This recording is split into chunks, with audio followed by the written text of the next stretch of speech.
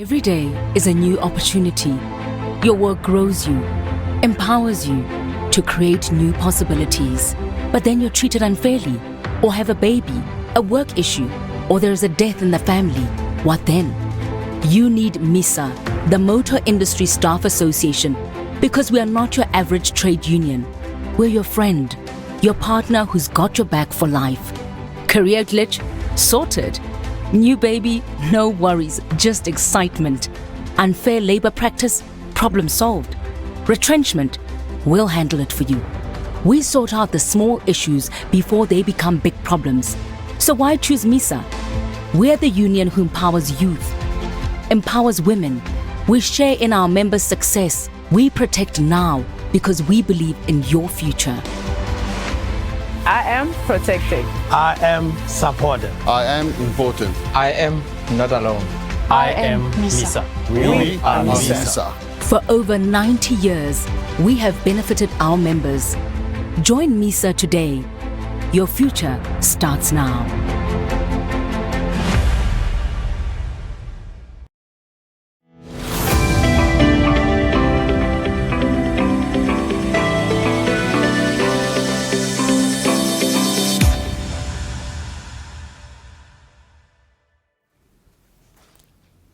Welcome everyone, and thank you for joining us for this incredibly important webinar.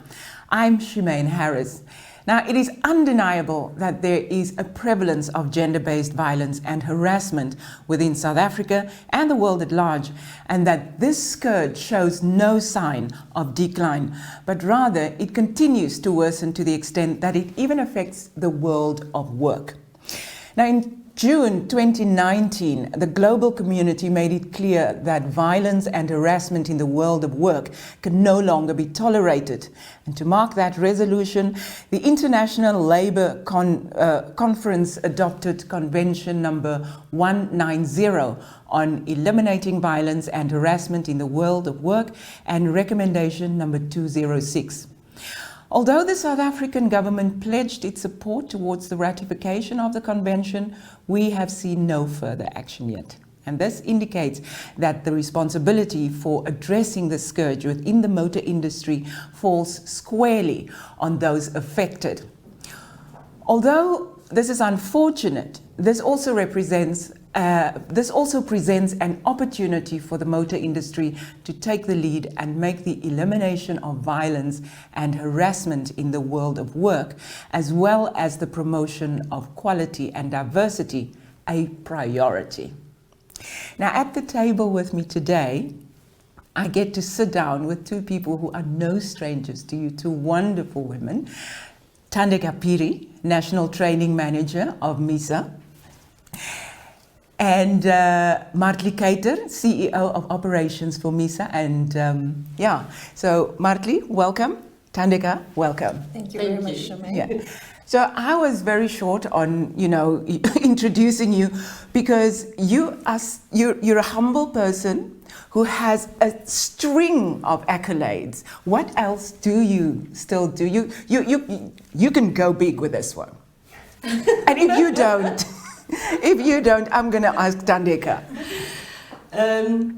I think my main priority, obviously I'm the CEO of Operations of MISA, but in my life, my heart or my passion lies with regard to the work that I can do around women, vulnerable people, the discrimination, the elimination thereof. So and in that I fill various other positions, like the National Coordinator of the MISA Women's Forum. I also, you was talking about in the introduction of the C190. Mm-hmm. I was part of the negotiation team that I had been fortunate to represent Africa on the negotiations of C190 in Geneva over the 2-year period from 2018 and 2019. Yeah. So that's your baby, and we are going to talk about that, quite a bit. So, Thandeka, you are, what is she? Part of your limbs? Has she become a part of you? She's my right hand. Is she your? Yeah, I've got a right hand and a left hand. The others are the left hand. It's good to know. And just, you know, how has your journey been with Martley? Because someone has described you as infatigable. He used a different word, but the word's too huge for me. I can't even remember it. But she runs on apparently just fumes. Is that true? Working with her is inspirational. She's quite inspirational. She pushes us to a limit that we never thought that we'd get there, but she supports us. And she's got vision beyond what you could imagine, and that makes it easy for us to buy into the vision because she walks the road with us. So it has been quite, it has been a good journey. And it continues to be good and exciting. And you're learning. Yes, all the time. Yeah. So we're going to come back to everything, but just so that you know who are watching, that we have an esteemed and impressive panel coming up today, all here to take the lead in addressing the prevalence of gender-based violence and harassment within the world of work, and in particular within the motor industry. And now why is that, you may ask? Because it's our responsibility as a whole to protect. It's our duty to inform and to educate. And in this time of change and uncertainty, now more than ever, it is essential to listen. And above all, to care. So, let's start talking, ladies.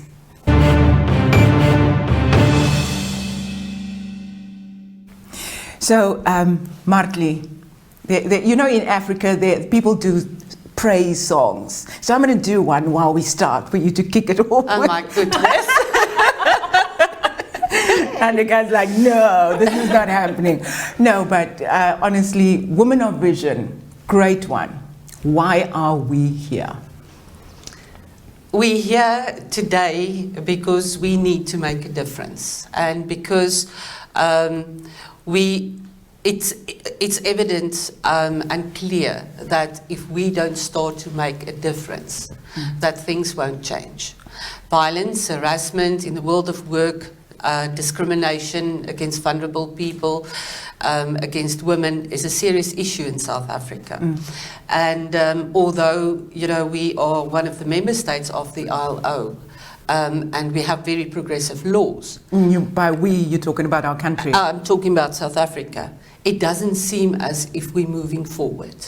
So what our idea is and what our plan is to take that lead and to start moving forward and make a difference and bring people on board to help us with that, because we can't do it alone.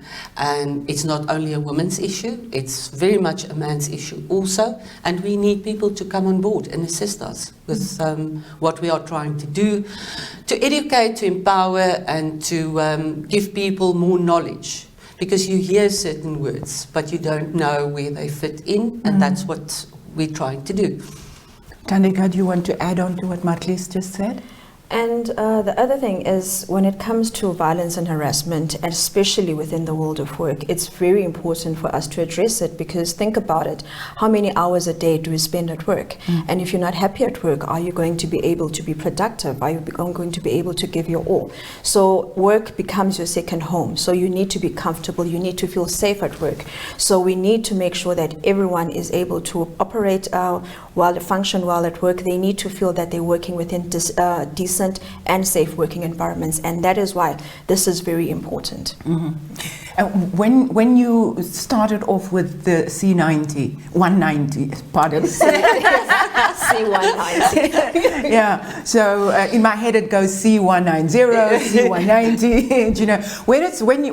You know, when this became something for you to sink your teeth into, what else did you have in mind? Because we're talking about it being at work, but you know, what was the rest of the processes behind it in terms of the holistic vision?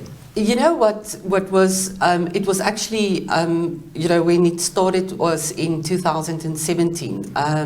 We took over from MISA side about 18 people to Turin. That's the training academy of the ILO. And there we've been made aware of how bad discrimination is and the impact thereof. So 2 years thereafter, in 2018 and 2019, we went for further training, where we met wonderful people that assisted us with policy writing and so on. So I think in this whole scenario is we learned so much, and we've taken so many people with us, and now it's time to give that exposure to other people. And what we want to do today is to start sharing that knowledge that we have, and then if the listeners are going to wait it out, is we want to make a big announcement after this. Right. So, for you, Thandeka, have you, when you've looked at the process, because you've been running with it for years now, together with Martli. Yes. Why do you think this is such an important initiative? Other than just the fact that it's a long time overdue. I'm talking about the impact that it will have on, wherever you want to go with it. It goes back to ensuring that people work in decent working environments. And with us, it started, our focus at first was on gender equality. Right. Then we went towards diversity, and then we looked at the various policies, but then we realized that that's not enough. Okay. Because how can you be sure that people have gender equality and work in diverse working environments if they feel unsafe in the work environment? So that diversity is not going to come through. There won't be that gender equality if people are not safe in the working environment. So we need to eliminate that violence and harassment so that we can take the process forward. Okay. So how is the process going to how's the process going to work? Because it also bleeds into the home. So how are you going to implement it so that it doesn't just stay, on the work side, but also that the violence in all its forms doesn't get perpetuated, in a circular way, from home to work to work to home to. Does it make sense? Am I making sense? Yeah, I think it's got a lot to do with training and people's mindsets. And if all of us know someone that has been violated or abused, and if people understand why, I think you can bring the home and the work together. That people understand the impact of violence at home, what spills over to the office, the impact on productivity, the understanding of people, of what is transpiring here. So it's training, it's discussion, it's training, it's exchanging of ideas, and I think that's where it links. Yeah. Well, my managers just said something in my ear. I couldn't hear him properly. So, Johan, just.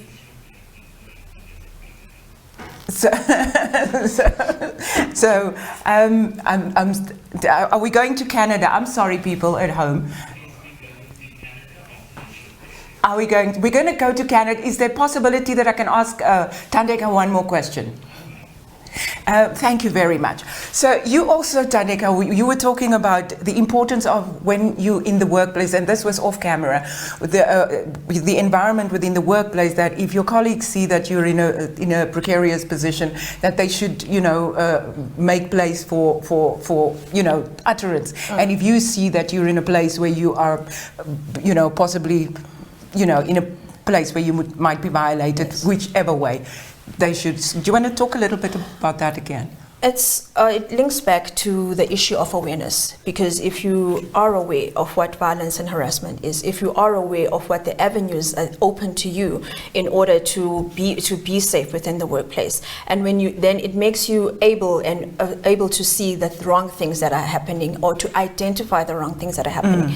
And when you witness incorrect activities, then you are able to raise a voice, blow that whistle, tell somebody, actually even approach the perpetrator, but you have to do it in a safe manner. Okay. So many a times employees expect that it has to be the employer who has to come to the fore. They need to keep me safe, but employees also have a role to play. We need to protect each other, we need to keep ourselves safe, we need to raise our voice when we see something wrong, and not expect that, put things under the carpet and hope that they'll disappear. Thank you.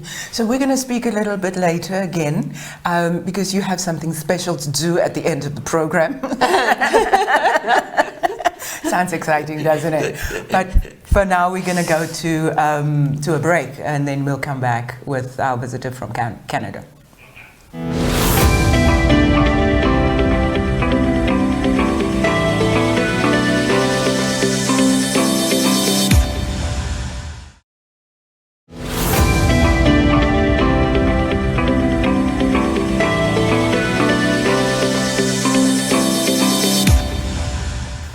Next to the next segment, and we've got Vicky Smallman, and she is the National Director, Human Rights at the Canadian Labour Congress, Canada's largest labour organisation. She directs the CLC's policy and campaigns on gender equality, anti-racism, LGBTQI+, Indigenous and disability rights. Her department has led a 5-year initiative on preventing and addressing domestic violence at work and is currently partnering with researchers on a new national study on violence and harassment at work in Canada. Now, Vicky also participated in the experts meeting that laid the groundwork for the ILO standard-setting discussions on violence and harassment in the world of work. She was also active in the negotiations towards C190 as a member of the workers' group and served on the technical committee that helped support the spokesperson throughout the process. It's now time to chat to Ms. Vicky Smallman. Vicky, welcome to Africa. Hi. Hi there. How are you? Well, I'm well. It's bright and early here in Canada, so I've had my coffee and I'm ready for the discussion. Awesome. And apparently you guys are having a little bit of heat there. It's wonderful. We've kind of reversed. We've been getting snow in Africa, so it's actually quite cold. So it's a bit of a laugh. How's the heat treating you guys these days? Well, it's not bad. It depends on where you are in the country. It's a very big country. So where I am in Ottawa, it's actually been kind of cool the last couple of days. But I have been taking advantage of access to lakes and waters to take dips when I feel too overheated. Awesome. Well, thank you for being here and taking the time. So we're going to go straight into it. I'm going to start with the one question, but you can run with it. So the first one is, what is the ILO? That's a great question and a good way to start. The ILO is the International Labour Organization. It's the only tripartite UN agency, meaning that it brings together governments, employers, and workers from 187 member states together to set international labor standards. The standards are aimed at promoting opportunities for everyone to obtain decent and productive work in conditions of freedom, equality, security, and dignity. And international labor standards, they're legal instruments that set out the basic principles and rights at work. They can be conventions or protocols, and these are legally binding international treaties that might be ratified by member states, or they can be recommendations which serve as more non-binding guidelines. In many cases, the convention lays down the basic principles, and then when a country ratifies it, then they're obligated to act on these principles, to take the measures that are set out in the convention. And then the guideline that accompanies the convention really gets more into detail about to provide specific kind of sign points for specific action by governments, but also by employers and worker organizations.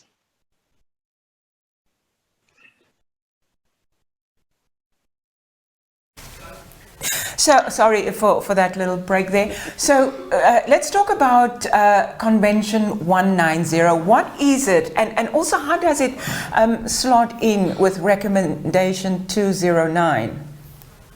Yeah, so Convention 190 is a convention on harassment and violence in the world of work, so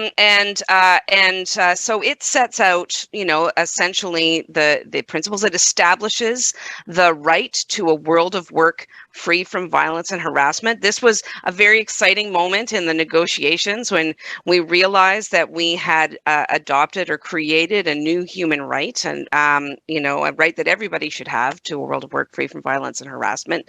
And then the convention essentially describes the ways in which everyone in the world of work can play a role to provide safe workplaces free from violence and harassment, to prevent, to respond, to address to all forms of violence and harassment in the world of work.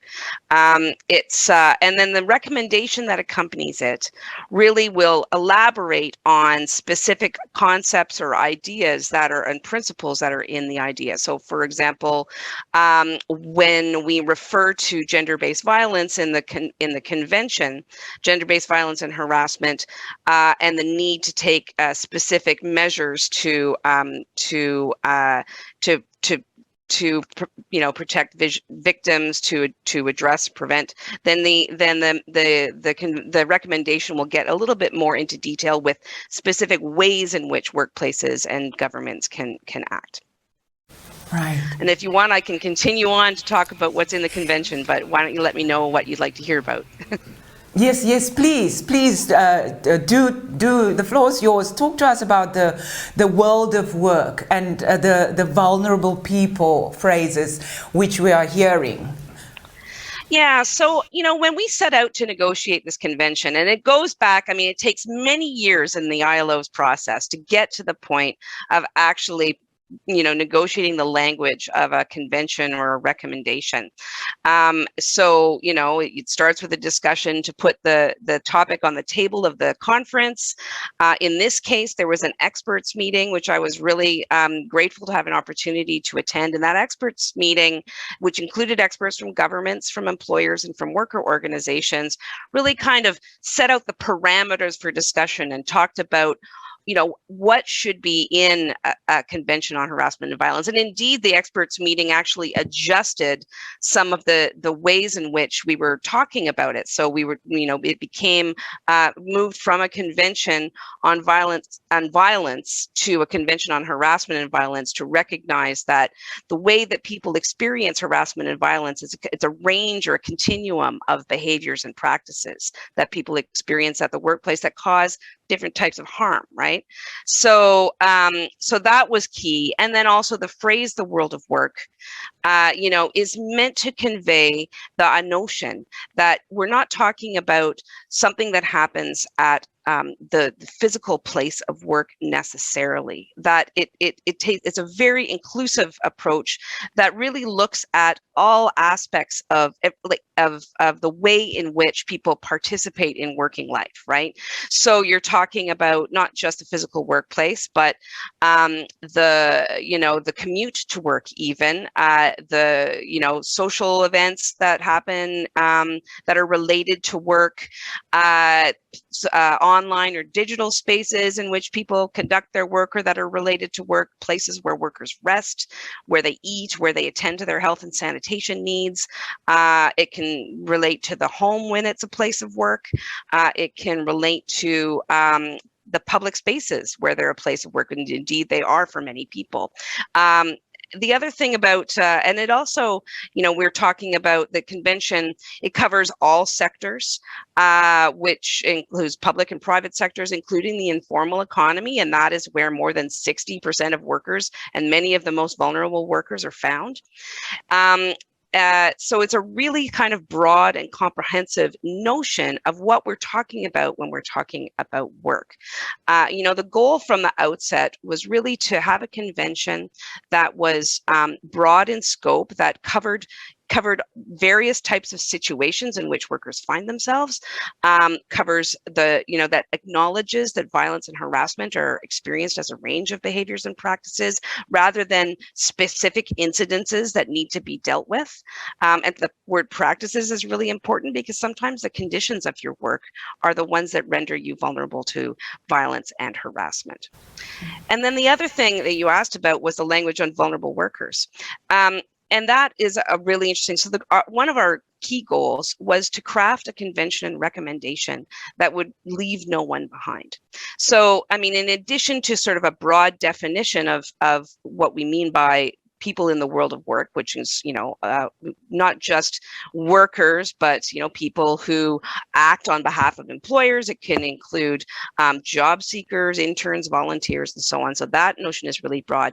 But we also wanted to recognize that people who experience violence and harassment at work, that experience is exacerbated by discrimination and inequalities, and that those people must have the strongest and most robust protection.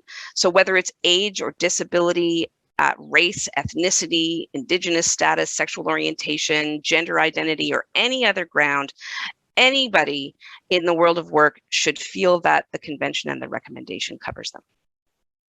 Okay, so thank you so very much, Vicky. I still have so much to ask, but thank you so much for your time. It's really great that you made time for us. So I know it's summer there, so hopefully you can enjoy the lakes a little further today. Yeah, thank you very much. Thank you.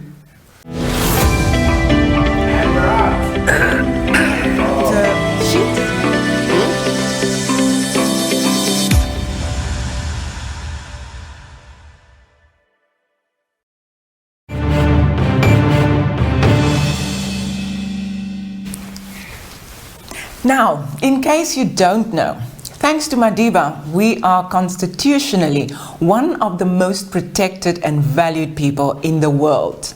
That is true, on paper. But how much of that legislation reaches the ground where it matters? Now, the next person is a highly driven employee at one of the most prominent car dealerships in Umhlanga, Durban. She is a former MISA Woman of the Year. She is very analytical with strong administration skills and has over 11 years admin experience in the motor retail industry. Renee Nolwazi is passionate about issues of gender, youth and education. And with the retail motor industry still very much a man's world, Nolwazi plays her role and is an active campaigner of gender parity. A Management College of Southern Africa graduate, she currently serves as a committee member on the MISA KwaZulu-Natal region, the National MISA Young Workers Forum, and the MISA National Executive Council. She is also the MISA Young Workers Forum KwaZulu-Natal Region Principal, as well as the MISA Young Workers Forum National Vice Chairperson. Nolwazi is involved in various projects both at work and in her community, and thus strongly feels that her role in society is to ensure that the youth, women and her community at large becomes confident in controlling or exerting influence over the issues that affect their lives on a daily basis. Nolwazi, Renee Nolwazi Nchingila, how are you? I'm good, thanks to you, and thank you for this wonderful welcome. It is. You are so accomplished and you are so young. Well done. Old. Okay, then we're not going to discuss that beautiful skin of yours. So, how do I pronounce your name? Is it Renee or Renee? Do you want the double barrel Renee Nolwazi, or do you prefer? What do you prefer? It's Renee, but you can call me either one. I really don't mind. Thank you so much. So you're going to talk to us about the workplace. You have a realistic view on what's happening at the workplace. Is there anything you want to start with? Okay. So basically, what I really want to put across after speaking to a few employees at different dealers and different groups, it came to my knowledge that sexual harassment is actually about power. It all has to do with who has it and who doesn't, and people at the bottom really feel it very hard. Which people are generally at the bottom? This being the motor industry, I assume that it would probably be women, but I could be wrong. What are the categories? So I'm sure there are different categories. And look, you are the expert here, so I'm just asking. Okay. Since we're in a male-dominated industry, it's mostly women and young workers that feel it the worst. Because they still have that thing that this was an affirmative appointment and we such undeserving, and it feels like we have to fight violence and harassment every day to prove our capabilities. So you're saying that it's the gender thing and it's the race thing, and you know I'm actually quite glad that you're doing that one, because I wanted to find out, because I think we've all, as people of color, you've probably been at a point where you're like, am I getting the job because I'm capable? Maybe not now, but eventually, or is there another, you know? So how does that kind of abuse filter in through with the employees? That am I good enough because I can do, or am I just here because of color? And you know, the stunted growth with that. It's actually like both ways. Okay, let me explain that. Sometimes you would be there because of the color and the box are being ticked, or you're not there because your color is not the right one. So it actually goes both ways. Okay. So yeah, do you have any specifics that you can talk about? You know, of what workers are experiencing. That's demeaning and oppressive and just, you know, what's that word that we've been playing with? Yes, vulnerable. Like, for example, like a female selling cars. You find that there's not a lot of females that sell cars, right? So they would be told that they would have to do anything and everything that they need to do to sell the cars because a business is being run. So does that mean you have to sell your soul to get those sales? And then you will also get like practically inappropriate sexual jokes have become a norm in the industry. And that's something we're not going to run away from. Like verbal abuse is getting out of control, you know, and people are just sweeping it under the carpet because you'll find that the perpetrator is someone that sells like 100 cars a month or makes like targets over and over. So if they report it, everything is just swept under the carpet because they are practically bringing in business and the person is needed at that particular dealership or franchise or wherever. What sexual abuse have you experienced? I've had one incident where a male, not like directly a colleague from my work, but they actually drank coal at night, and I found that very inappropriate. So I actually addressed it with him the next morning when he was sober. All right. So from your experience or from your perspective, what would be needed to make the workplace safer for everyone that, you know, that can be violated? And we're also speaking here about cyber bullying and violence. Okay, I think basically like most dealers and places in the industry have policies and procedures, but everything is just on paper. So all those things need to be implemented, and if workers or like fellow colleagues report such matters, they need to be taken up and addressed. So, Renee, what are your thoughts on this initiative, C190? how do you think it will help? Or what do you hope ultimately it will accomplish? Okay, rectifying the C-190 is key in achieving decent and fair work for all women's rights and equality in the workplace. And in addition to our current gender-based violence in our country, the C-190 will represent an extraordinary opportunity for our government to accelerate the fight against gender-based violence on all fronts, both at work and at home. Thank you so much, Renee. That was wonderful. And again, I meant it when I said you're really well accomplished, and yet you're so young, so strong to the future. So thank you very much. And everyone else, we will be back shortly.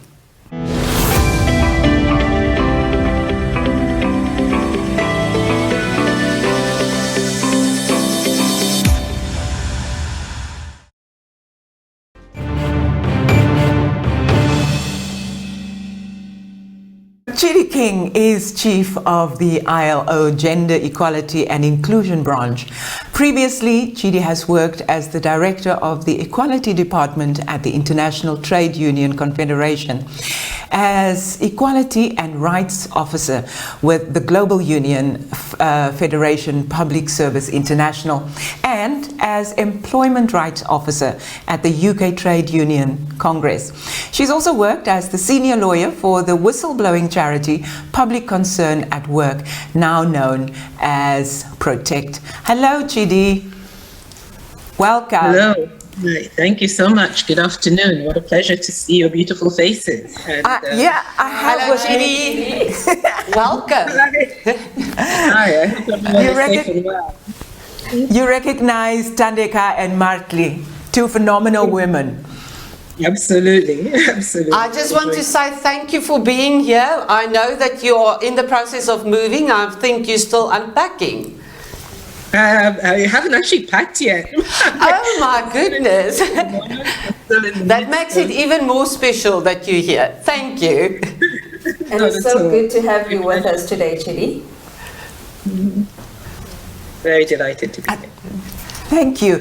So we were discussing whether we should ask you to, while you are there in Geneva, to try and find out whether they have vegan chocolates that's also good, that you could send to Martli, which she could then send via I thought I was going to get it. The box is on its way. What can I say? As soon as I can. So can we get some vegan chocolates for Martli?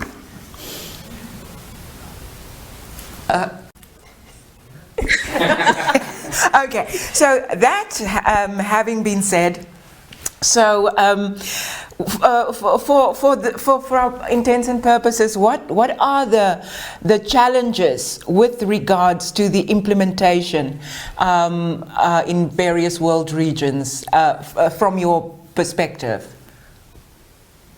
Thanks. That's an interesting question, given that the convention and its recommendation, of course, are fairly new instruments. So we're still looking at what challenges particular governments across particular regions are facing.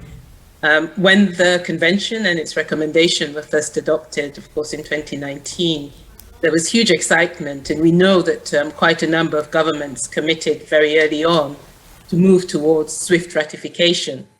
But of course, we then had, the COVID pandemic intervening quite soon after that, which meant that, the efforts and attention was necessarily and, very understandably directed towards dealing with the immediate impacts of the pandemic. So the health impacts and the social economic impacts that followed swiftly on as a consequence.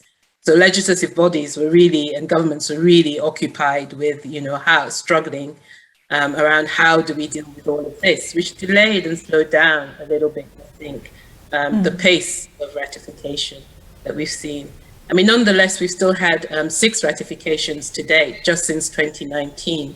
And again, I think at a time when the world is navigating multiple crises, because of course, COVID was not the only crisis that we are all dealing with. Even before that, there were some quite serious economic crises happening. There's a climate emergency that's on the way. And all of these are relevant, actually, to C190. I think that's the thing to bear in mind. And governments are now starting to realize exactly how C190 is crucial to their recovery programs from this pandemic. We cannot have a proper recovery from all the issues that relate to the COVID-19 pandemic without tackling this very pernicious issue of violence and harassment in the world of work, and particularly gender-based violence and harassment, and violence and harassment that excludes already marginalized, vulnerable groups, as others have mentioned.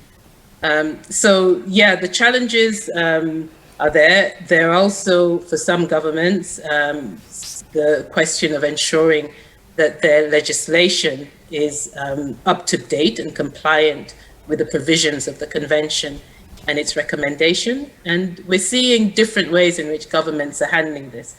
So some governments are saying, okay, we will move towards ratification. We will get the approval in our national legislative bodies, the competent authorities who are responsible for driving it at national level. And then we will review our legislation and make sure that it is up to date and compliant with the provisions of the instruments. Others are saying, no, we want to make sure that we have national laws in place that are already compliant, so that when we ratify, we know that we are consistent with the provisions of the two instruments. And I think, just finally, in wrapping up all of that, what I'll say is that, the dialogue that should happen at national level is absolutely crucial. That's dialogue, and I would say this, of course, from the ILO's perspective, that's a dialogue between government, employers, and workers, so employers and workers as the social partners who understand what is going on in the world of work, who are the real actors in the world of work, who can highlight the measures that are crucial to addressing all forms of violence and harassment at work, and making sure, of course, that everybody is included, I think, as Vicky mentioned. So not only those in more formal work settings, let's say, but crucially workers in the informal economy, not only in urban settings, but also workers in rural settings, and looking really at making sure that those who fall outside our traditional understanding of this term worker are also not left behind and are included. So this could be, for instance, job seekers. We know violence and harassment can very often happen at the point of looking for a job. It can be job applicants, it can be apprentices, it can be trainees, it can be volunteers, it could be, for example, employees or workers who have already retired. It can even be employers, in their individual capacities. So, violence and harassment, of course, is prohibited also against individuals who are exercising managerial or the responsibilities of an employer. And all of these are things that governments have to, get their heads round, understand, and look at their legislation. We call it a gaps analysis to see whether there are any gaps in existing national legislation that will need to be addressed in order to be fully compliant with the convention and its recommendation. Judy, I just have a question for you. Now with this whole move during COVID, with a lot of the employees going and starting to work from home and so on, do you believe that Convention 190 is sufficiently written in order to cover for that situation also? Because we all know that violence and harassment has actually increased since COVID, because you've got more vulnerable workers, you've got women working from home. And those who have been subjected to violence and abuse from a personal perspective at home. It just increased the scenario. So do you think Convention 190 will cover that scenario now that we're faced with COVID and possibly after COVID? you know, for people starting to work at home and not really going to the office so much. Absolutely. Thank you, Mark. And of course, you did play a key role in the negotiations of this instrument. So you know those provisions very well. And you could say that it was, you know, so forward-looking in respect of the issue of teleworking or working from home. I mean, we couldn't have known when we were in the midst of these negotiations. We were on the threshold of this type of pandemic. We have so many workers who are able to do so, having then to work from home. So, you know, the home then becoming the workplace. And the convention deals with this in a number of ways. So specifically, it recognizes that, you know, when we're talking about the world of work, we're looking at, you know, different settings. I think Vicky already mentioned this in her introduction, including where the home is our place of work, right? I think when we were negotiating the instruments, we were thinking more in line of, you know, home workers or domestic workers. You know, but of course, for many, many workers, the home has become their place of work as a result of the restrictions imposed by the pandemic. And therefore, in that sense, the convention and its recommendation recognize that this is part of the world of work, and employers need to ensure that it is also safe and free from violence and harassment. It deals with the issue of cyberbullying as well. So violence and harassment that comes through, that is enabled through information and communications technology as well.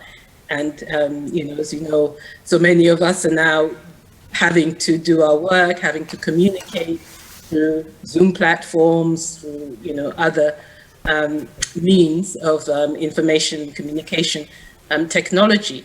And the convention recognizes, again, that these are also features of the world of work through which violence and harassment can occur, and that action needs to be taken to prevent and address violence and harassment. This would extend, of course, to the use of social media platforms, etc. So I think, yes, in a number of ways, our instruments are quite forward-looking in addressing this issue that has come about as a result of the pandemic. The final thing I'd say on that is the issue of domestic violence, and I know that I'm sure Jane is going to speak more amply to this.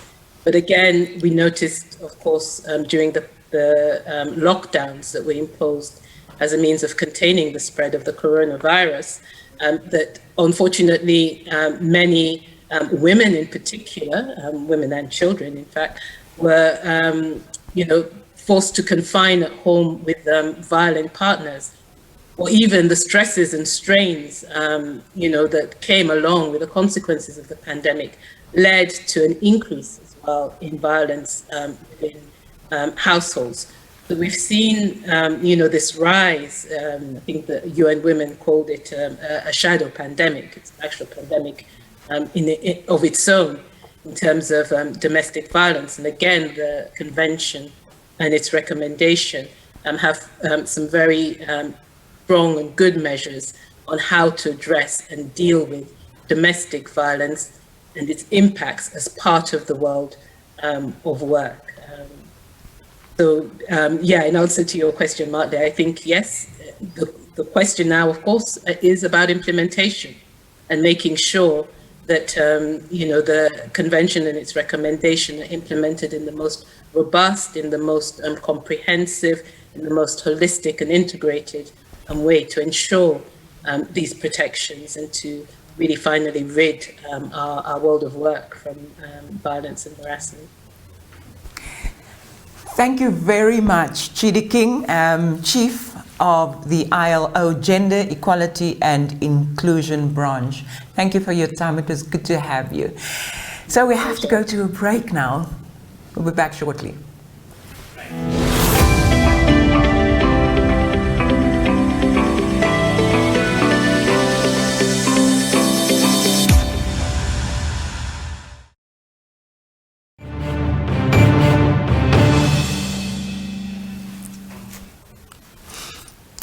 Very welcome back. Now, our next guest is Dr. Jane Pillinger, and she is a global expert on gender equality and gender-based violence at work, with an academic background in social policy and as an activist in ending gender-based violence for over 35 years.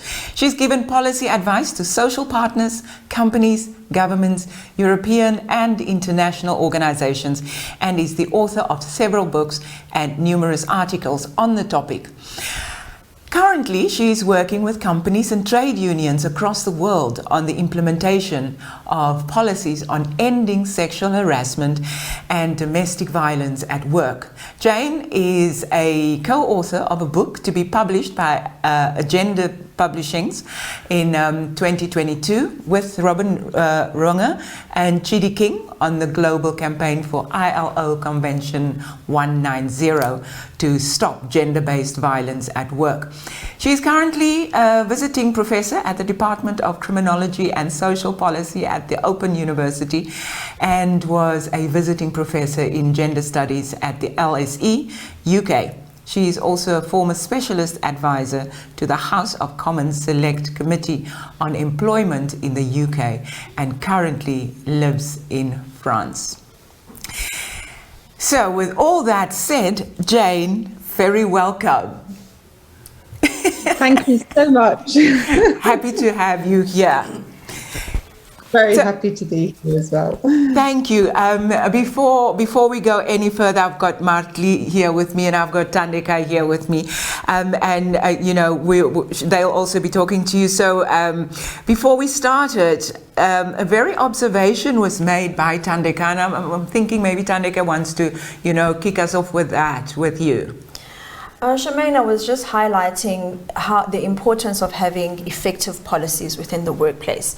In the training sessions that we've held within our industry, we've come across situations where it shows the dangers of air violence and harassment, how people actually get used to it. Some take it as a minor inconvenience, some not even aware of the fact that they are being harassed, and they take it as a norm with what's happening. So it shows the need to raise the awareness as well to help those people.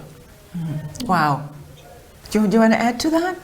I think Tandeka said it all. I love that you highlighted that sometimes you're not even aware that you're being harassed, because it's so worked into everyday fiber. So Jane, you can continue.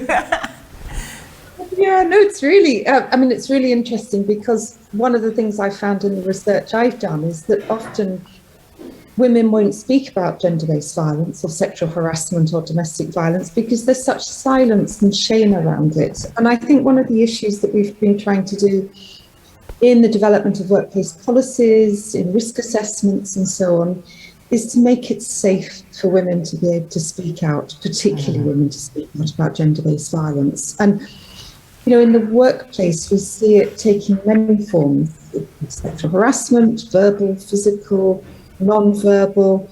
It could be, jokes and persistent kind of harassment of a sexual nature, but it could also be domestic violence coming into the workplace. And we've seen domestic violence impacts, particularly in the COVID pandemic, but it wasn't caused by the COVID pandemic. It's been exacerbated by it.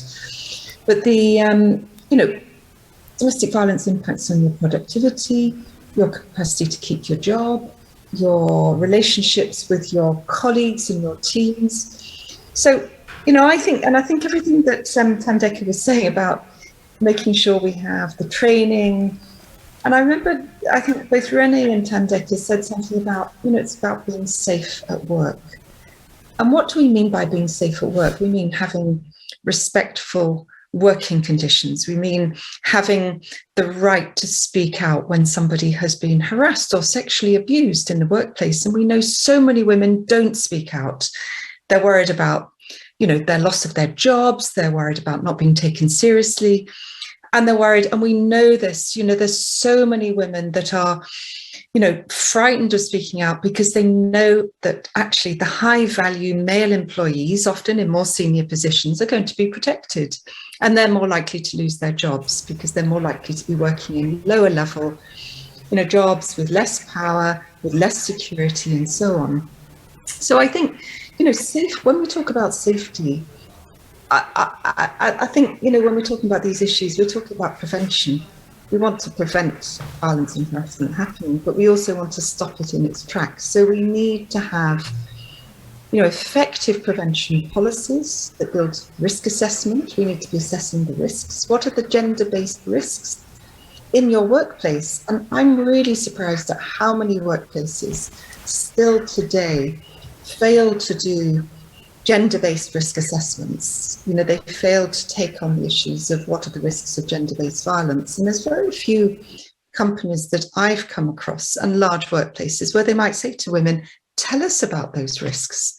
Let's do a safety walk around this workplace and find out what the risks are. Are there certain times the day or the night when it's more risky? Are there times when the way we organize our work makes it difficult for you to be safe at work, to be protected from exposure to violence? Are there situations where a former partner could come into the workplace and harass you? Or indeed, in some really serious cases, we've seen femicide taking place in the workplace, where an intimate partner may know whether, the only place they may be able to find their partner is the workplace. And, sadly, we've seen many femicides taking place in the workplace. Car parks. I could speak for ages about car parks. We've seen more attacks and assaults on women and femicides as well taking place in car parks. There might be work car parks, there might be public car parks connected to getting to and from work. It's very, very easy to attack somebody late at night in a dark car park. So all of those issues are really, really crucial. And I think if we're going to seriously tackle violence and harassment, we need to be implementing this. I'm holding up, this is, ILO Convention 190 and Recommendation 206. It is our blueprint, actually. It's a comprehensive, integrated, as Vicky and Judy have both said, it really is a very effective blueprint that puts obligations on employers and on workers and on employers to do things like risk assessment and prevention, to put in place a workplace policy, and indeed a workplace policy that people trust. Because actually it was quite interesting seeing the poll just now. 95% of people said that they had a workplace policy. But I wonder if we had another question, do people trust the policy? Because actually most workplaces today do have some kind of policy in place. But we know, even in the countries with the best policies and the best laws, women don't report sexual harassment. And why don't they report sexual harassment? They're worried about their jobs, they're worried about not being taken seriously, and they're worried about the complaints procedures not being effective and open for them. So I could talk about this for hours, but there's so much we need to do. But we luckily now have this fantastic ILO convention. I mean, it is really remarkable that some of the issues, including domestic violence as a workplace issue, are now part of this convention. So when it's ratified by the South African government, and I hope it's not going to be too long before that happens, it will be necessary for every employer to have a workplace policy on sexual harassment and violence and harassment and all forms of gender-based violence, and a workplace policy that covers domestic violence. I've been working with a few companies recently, some of which are in South Africa and with unions as well, about the development of workplace policies. And actually, there's quite a few multinational companies now that have, policies on domestic violence that are operating in South Africa. There's a 10-day domestic violence leave provision in all of those policies. And we'd like to be able to see all employers in the future having a policy on domestic violence. We're really inspired by the work that's been carried out by unions and employers in Canada and Australia, in particular, in pushing this issue through and building it into occupational safety and health obligations. Hair raising, but thank you so much for taking the time to talk to us. So, before we go to break, You know what? Jane has just raised such an important part, because it can be very intimidating for an employer to start to write a policy on such an important aspect without knowing where to start. So she's provided an entry point, which is the risk assessment. So it actually gives people or employers a stepping stone. But we are available within MISA to assist. Yes, and we are going to put the MISA email address on for you a bit later, so please do stay there. And for now, we have to go to a break.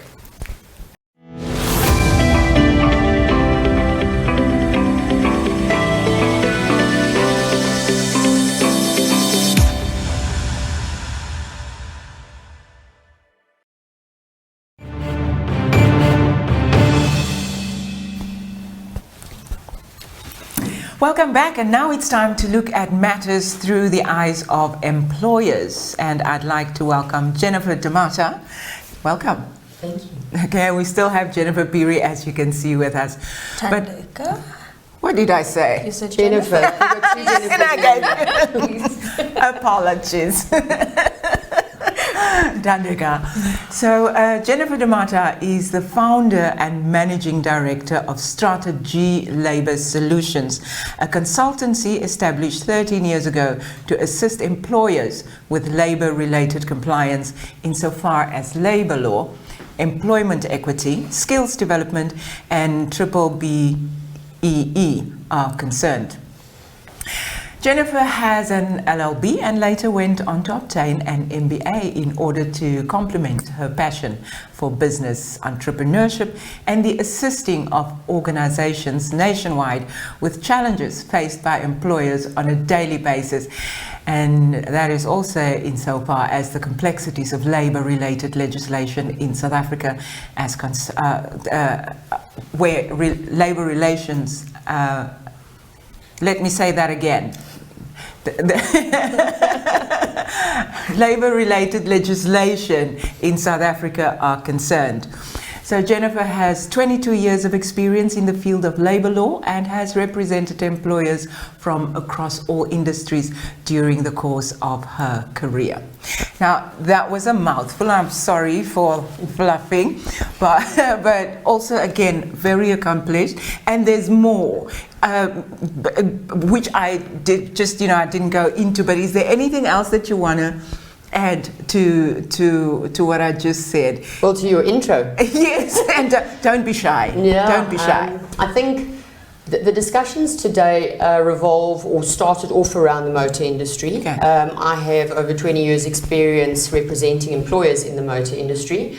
But I think the C190, the ratification thereof, affects employers across all industries.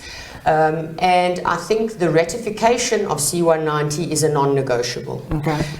Being a representative of employers, we're obviously at the coalface. We see the challenges, not only that the employers face, but employees face. The other reality is that employers are subject to what their management actually does on the ground. And the bigger the organization, the more important it is that there's education across the different levels of management to ensure that there's awareness, that there is cognizance, and that there is action taken to avoid gender-based violence and harassment within the workplace. So I'll start off by saying, as an employer representative, I feel that it is a non-negotiable. I've got a long-standing history working with MISA, with Martli and the rest of her team, because we are the biggest representatives in the retail motor industry from an employer point of view, and obviously MISA being a big union. And I think the only way that we're going to get this right is to work together as employer representatives, as employee representatives, as workers, as employers, in order to ensure that we eradicate gender-based violence and harassment, poor treatment of vulnerable groups within the workforce. I think the other very important thing that certain organizations don't realize, and most certainly the smaller ones, is, for example, there was a study conducted by KPMG in the year 2012-2013, where the economy lost between 28 and 42 billion rand as a result of gender-based violence within the workplace. And that obviously came from loss of income, opportunities, taxes that those people would have been paying. I have, over the years, been asked on numerous occasions to do talks about females in the workplace. And the reality is we make up almost the equivalent of the population in South Africa in particular, as men and women. And there is absolutely no reason why women should not be occupying a seat at the boardroom table. I've heard a lot of the other panelists talk about policies, which are obviously critical. Employers have to have policies with a zero tolerance towards gender-based violence. But Shemaine, I think it goes a lot deeper than that.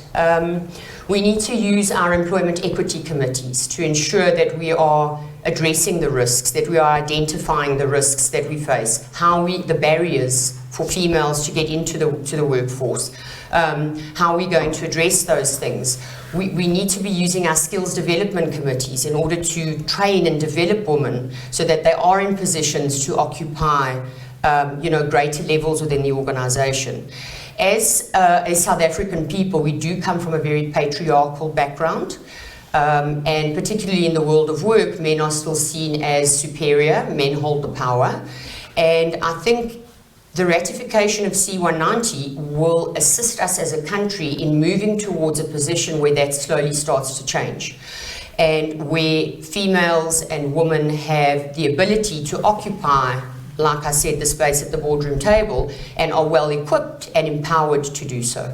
And I think that's really what this is all about, is empowerment and collaboration between employers, workers and their respective representatives. How ready is the workplace to go into this? Because this is huge. This is blowing out, Sure. Look, over the last couple of years, we have seen a definite progression. If I just look at our client base of a couple of thousand clients across the country, there has most certainly been a progression of more women in position of powers, more women within the workforce, more development of women. And I think with the bigger organizations, you're seeing things like social ethics committees, and like I mentioned to you, employment equity committees, etc. But within the smaller organizations, privately owned organizations, there's definitely still a hell of a lot of room for improvement. And I think right from a government level, there needs to be greater awareness in terms of the role that women play within the workplace, excuse me, and where we need to go and what actions we need to implement to get us to where we are. Because I think for a very long time, it's been potentially in writing and it's been spoken of, but the devil is in the detail and the detail is in the implementation. Right. Tandika, have you got something you want to ask? No, not necessarily ask. It's just to highlight that Jennifer is highlighting very important matters, that it's a conducive action. It's not just one party doing the work. It's not just the employers. It's not just government. But all parties need to come through. The employees have got a role to play. The trade unions have got a role to play. Employers and government as well. Right. Shemaine, sorry, if I can just add something. I think for a very long time, and I'm not talking particularly just on gender-based violence, but for a very long time, employers and workers seem to be sitting on different camps. Unions and employer representatives seem to be sitting on different camps. And particularly with something of this importance and this magnitude, it's time that we all sit on the same side of the table and actually work towards what is best in terms of social justice. The reality is gender-based violence within the workplace is totally unacceptable. There is no place for it anywhere in the world. And even our constitution protects employees from discrimination, of which gender-based violence would be an example thereof. And if the highest act or the most supreme form of law in the country is stipulating that discrimination is not acceptable, with the ratification of C190, it's not going to be a negotiable principle for employers to have it implemented, and unions and employer representatives need to work together with employers and employees to get this thing mobilized and actually make it become a reality and not just a spoken of principle. Thank you so much for your time, Jennifer. That was well stated, very strongly stated. Thank you so much. So we're going to have to go for a break now, but we'll be back soon with some fabulous news.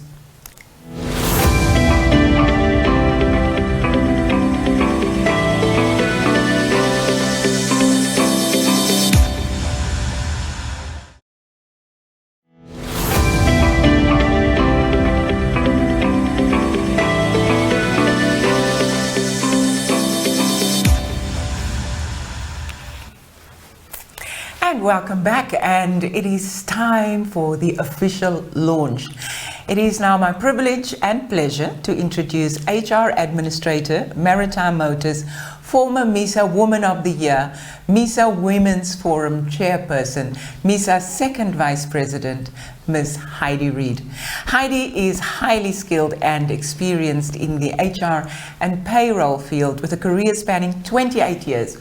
Heidi is committed to a diverse, healthy and progressive workplace which is free of bias, and in furtherance of that she serves on various workplace committees such as the Employment Equity and Training, Health and Safety, BBEE compliance. Heidi is a former Motor Industry Staff Association Woman of the Year, has cemented her role as a MISA gender champion who has acquired extensive training. Heidi is involved in a number of projects aimed at making a difference in lives of those she comes into contact with. She serves as the MISA Eastern Cape Regional Committee Chairperson, the MISA Women's Forum Chairperson, and is MISA's Second Vice President. Heidi, welcome. Thank you very much. Hi. Welcome, welcome, welcome. And not going to delay this or drag it out. You are coming with some big news now. What is it? Okay, so I'm honored today to announce the official launch of the Industry Equity and Diversity Forum, the IEDF in short. This forum was born from the undeniable prevalence of gender-based violence and harassment within South Africa and the world at large. Despite numerous pronouncements made by the government, this has shown no signs of decline, but rather has continued to worsen to the extent that it even affects the workplaces and the world of work. We came to the realization that the responsibility of addressing this scourge within our industry is ours. Because despite the pledges in support of ratification by the South African government, this has still not happened. We have also recognized the need to not only work at ensuring safe working environments, but to also ensure the promotion of equality and diversity, and to work at shaping the future of young workers within the industry. We hereby invite employers and decision makers in the various workplaces to participate in this forum, where the parties will be assisted with drafting of workplace policies and guided in the rollout of these policies through sharing of best practices, provisions of resources and trainings, etc. Participation is for both males and females and from large, medium and small enterprises. This forum is not intended to be a negotiation platform and will not be used for the furtherance of the interests of any parties in particular. In our commitment to action and in appreciation of how busy all our lives are, this forum will not be a talk shop. To that end, we anticipate that the first meeting of the forum will be held with all interested parties by mid-September, and thereafter one-on-one meetings will be convened as required. With this launch, we hereby invite you to be part of this groundbreaking initiative within the retail motor industry. And you can contact Tandeka Perry, the Training and HR Manager, for further information regarding this, and her details will appear on the screen after the webinar. We look forward to working with you in making our workplaces safe environments which embrace diversity and are free of violence and harassment. Thank you, Heidi. Martli? You know what, I'm so glad that we had been able to bring this initiative forward to the industry. We've been asked on numerous occasions, talk is cheap and money buys whiskey. Sorry to say that, but it's true. And we do a lot of talking, but no one is doing a lot of doing. So we want to invite employers, business owners, managers, our members to participate in it and to bring forward their views and how can we assist employers to do so. And for that, I actually want to say thank you to Jennifer for being willing to participate today and speak from an employer's perspective on what is necessary and what has to be done. So I really want to send out an invite to everyone, not only the people that participated in this webinar, but everyone to come and join hands with us. Heidi said it very good. It's not a negotiating forum. You don't negotiate about policies on violence and harassment. You work it through because we all have the same goal, and that is to eradicate it. And if we can't do it from the top, through government intervention, then we start at the bottom. And I would like to say that the motor industry has taken the lead. Thank you. Well said. So I think it is time to take a few questions. So we'll be back right after this.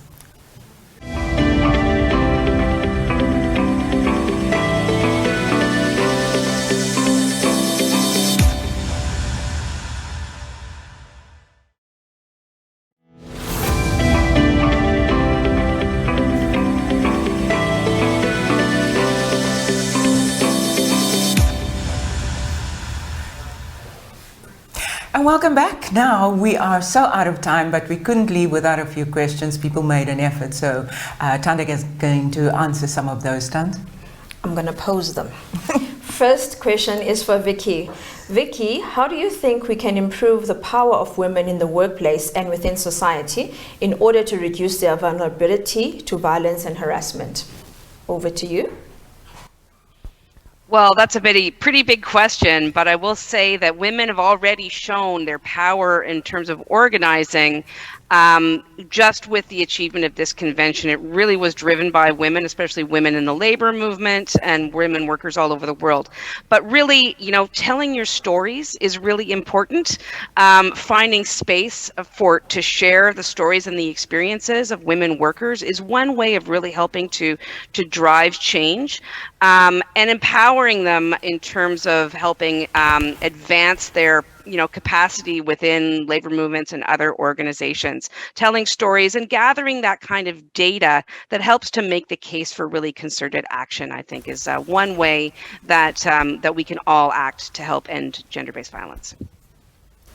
Thank you very much, Vicky. That's appreciated. Jane, I've got a question for you. What would you say are the most important parts of the convention for MISA and other trade unions, as well as our members, and how can we use the convention to educate our members on these issues and to strengthen objectives towards creating decent workplaces for everyone? Oh, that's a very big question as well. Okay, I think to start with, training and awareness raising is really, really crucial, because only when we have people aware of the complexities of gender-based violence and how we can end it, can we have progress. But I think social dialogue and bringing the issues into collective bargaining is really crucial, because often, policies are developed, very, very good policies, but nobody knows anything about them. There's been no engagement with workers on them. So I'd say that is a really, really crucial kind of first step for MISA to take, to be using the convention and, to be modelling good practice here so that social dialogue becomes the way forward. And I could say loads more, but use the blueprint and continue the fantastic work you do in MISA. I mean, it's really inspiring, the work that you've been involved in. I think it's inspiring for many other trade unions and I hope employers about the benefits of having an integrated and comprehensive approach. Thank you very much for that, Jane. And now we've got one for Chidi. Chidi, with everything that we've heard, it's important that for all countries that are members of the ILO to ratify the convention. Now, how would you advise trade unions, employers, and employer organizations on the role that they can play towards the ratification of the convention or similar campaigns? Thank you. Nothing but big questions coming through. I think certainly a crucial step is awareness raising, the fact that these instruments exist and the role that they can play in eradicating violence. I think we tend to assume that because they have been adopted by the ILO that everybody is aware and is raring to go.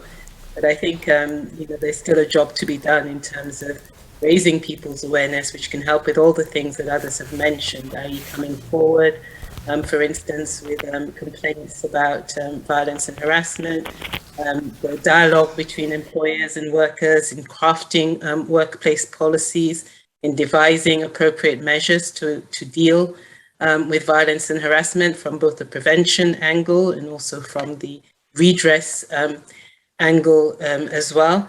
And, making sure that it is known as widely as possible. So when, say, awareness raising, not only by workers and employers and government, of course, but by society at large, using the media, whether it's social media or conventional media, the training that Jane has mentioned before, and really getting to know the instruments themselves and how national legislation needs, if necessary, to be adopted to be in compliance with them. I would say that these are crucial steps. And of course, the ILO is available and ready to provide technical assistance, which are governments and workers and employers. Thank you very much for that, Chidi, as well as providing us the lead to assist us to take this forward. Jennifer, in your segment, you raised the important role that employers can and need to play in terms of eliminating violence and harassment. And now you've heard how MISA is launching the forum on the Equality Diversity Forum. Now, the question from you is, do you think that employers will have an appetite to participate in this forum? I most certainly do. I think particularly if there is greater awareness around why this is important and what we seek to achieve. And if we look at the principles of social justice and we stop looking at this, from a very micro perspective and more macro perspective. I can tell you, particularly in the motor industry, for example, the industry leaders would have absolutely and utterly, no resistance to participating in such a program, because even in their own ways, they're already implementing these types of initiatives. So I think if there is dialogue and collaboration between the representatives of workers and of organizations, I don't foresee that there would be resistance. Thank you for that. That's quite encouraging. I think we'll stop there for today. Hand over to you, Shemaine. Thank you. So it was really great to be here and to be part of this conversation. Thank you for having me there. And because we really are out of time, I know this conversation is going to be continued, but for now we have to go. But before we go, can I leave you with the knowledge that you can contact MISA for any information? They're going to give you the email address at the bottom of the screen very shortly. So do get in touch for anything that you need. Thank you.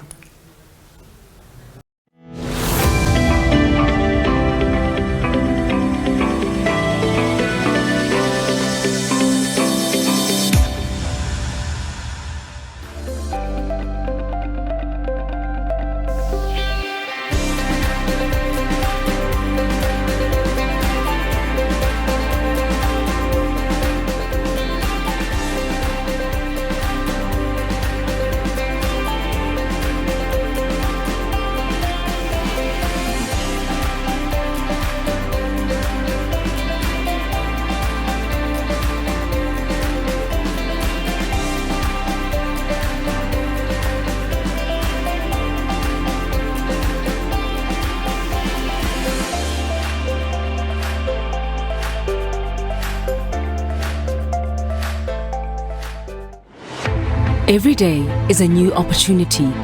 Your work grows you, empowers you to create new possibilities. But then you're treated unfairly, or have a baby, a work issue, or there is a death in the family. What then? You need MISA, the Motor Industry Staff Association, because we are not your average trade union. We're your friend, your partner who's got your back for life. Career glitch? Sorted. New baby? No worries, just excitement. Unfair labor practice? Problem solved. Retrenchment? We'll handle it for you. We sort out the small issues before they become big problems. So why choose MISA? We're the union who empowers youth, empowers women. We share in our members' success. We protect now because we believe in your future. I am protected. I am supported. I am important. I am not alone. I am MISA. We are MISA. For over 90 years, we have benefited our members. Join MISA today. Your future starts now.